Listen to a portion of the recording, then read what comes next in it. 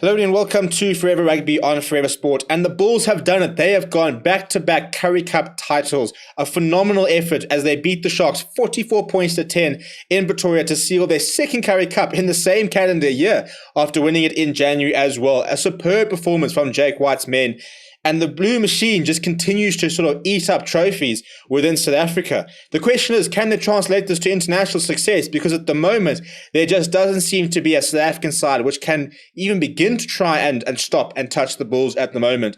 It is a union which have been making some very big movements, big coaches coming in, big players coming in.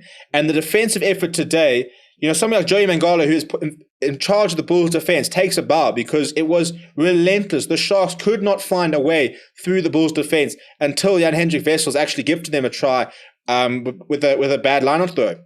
But apart from that, the Sharks did not look like scoring. Before we take you through the game, please do smash a like on the video and subscribe to the channel as well. It was the perfect start for the Bulls. Their first opportunity with ball in hand, with a line-out, saw Harold Forster go over in just the 3rd minute. Jeremy Ward, a late addition to the Sharks side, slipping in and not making his getting his positional play completely wrong, and Harold Forster burst through the gap in the Sharks centres, looked for support, but he had the pace and he pretty much took Thackeray Abrahams over the line. A fantastic try from him, with the conversion being missed by Chris Smith. And after that, the Sharks continue to sort of camp within the Bulls half. And we'll look at the stats and show you how territory-wise the Sharks had so much possession and so much territory, but they couldn't convert it into points. Lionel Mapu then became the second try scorer. The centres today were really good from the Bulls. He scored his try in the 22nd minute. Once again, similar sort of vibe with Harold Forster, putting him into a gap. The centres for the Sharks just weren't up to scratch defensively today. Werner Koch, Jeremy Ward, I don't know if it was a case of communication breakdown, but they were just sort of, it was just too easy for the Bulls, who strolled through, and Lionel Mapu, a little bit like Harold Forster, had the support of David Creel outside him, but decided to step inside Thackeray Abrahams, go himself, and this time Chris Smith did not miss out. But in the 31st minute, the Sharks decided to take the points to try and make it 12-3, which CURRIE did. Still in the game, and still you thought about the possession and how much opportunity they had, but they just couldn't break down this Bulls defense.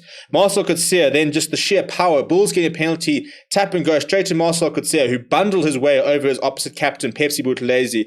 Chris Smith adding the extras. And then we then had early in the second half. We then had right on the brink of half time. That's right. I think it was second half. Whereas Chris Smith adding an extra 3 points in the 41st minute before Janko Swanepoel 47th minute.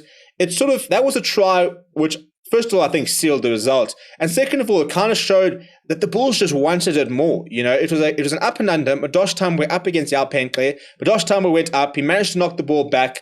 Lionel Mapu was there immediately.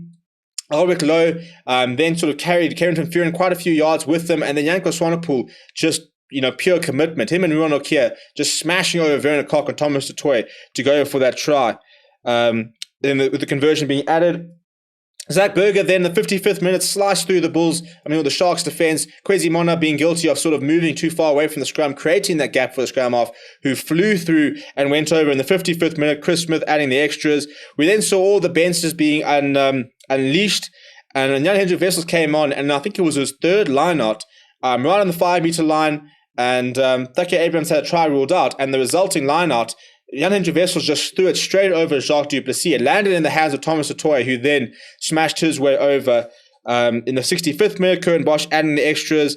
But the Bulls that second half was a masterclass in seeing the game out. They sort of try to keep the Sharks in their own 22. Little kicks in behind, up and unders, just sort of making sure the Sharks just couldn't get back into the game.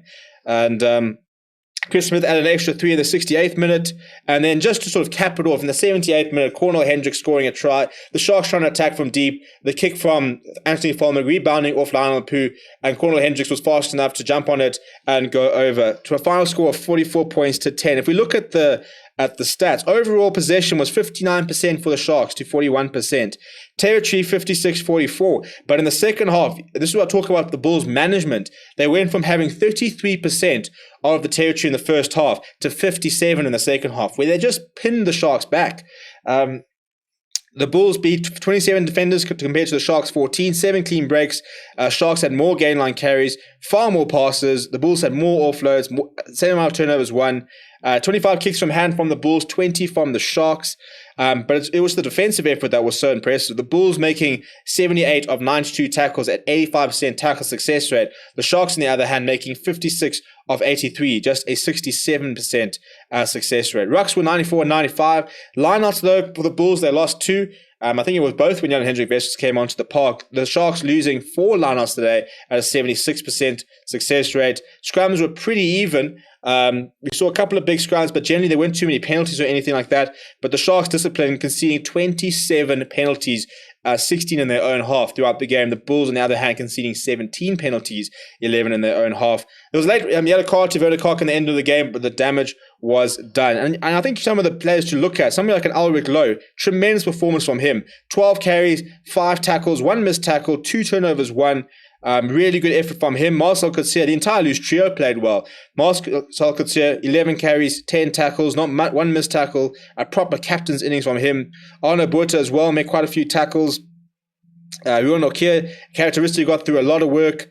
Madosh Tamwe was a bit quiet in terms of being able to find the space, but he still managed to find 43 meters gained, beating 2 defenders and 2 clean breaks. It was just a fantastic game. Something like a Chris Smith, I think, deserves a lot of praise, with people sort of worrying that without Johan Huss, the Bulls didn't have enough. Well, Chris Smith proved a lot of people wrong tonight with a very, very good performance from the fly half. A big congratulations to the Bulls. They mastered a second Currie Cup title. To the Sharks, it's back to the drawing board, and a bit of a disappointing performance because I think they had the players to I wouldn't say beat the Bulls, but maybe at least sort of put in a much better display than that. So it is back to the drawing board. They'll both be in action in 2 weeks' time in the URC, but right now the Bulls can celebrate another Currie Cup title. Let me know what you thought of the match down below. Smash a like on the video. Do subscribe to the channel as well. My name is Steven. Thank you very much for watching, and I'll chat to you soon.